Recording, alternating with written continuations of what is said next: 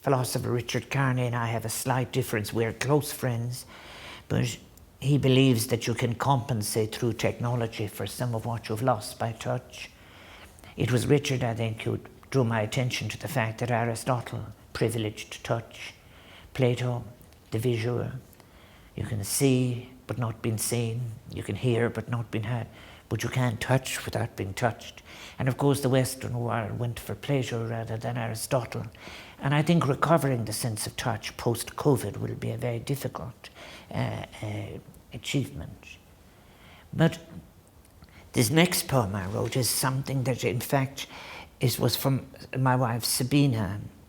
And Sabina's mother, Mary, upon whom some of the poems The Death of Mary Doyle might have been informing suggestions. My mother-in-law knew the names of all the stars, and milking the cows, she would both tell stories and explain the stars to her children. It's something that Sabina, who has a very, very wide range of experience and a respect for transcendence, but a respect for nature and for the cosmos. I wrote this poem. It's in my collection, An Arid Season. It's, I think, about collection number 3, if I remember. It's called Stardust.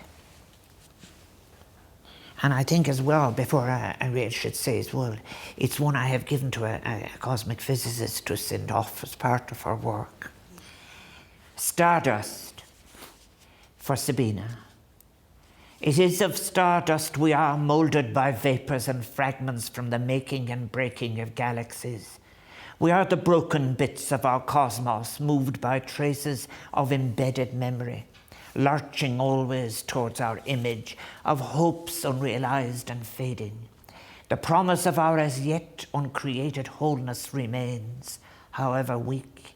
From this flux we take refuge in the cell of reason. From that prison of categories our cry is heard, that we are not solely the children of reason. We have glimpsed the land of the heart. The turbulence of present times recedes. The stirring of that which is beyond time and space reverberates. Our wonder invites us to make a journey, to stand against the false certainties of lesser tasks and poorer versions.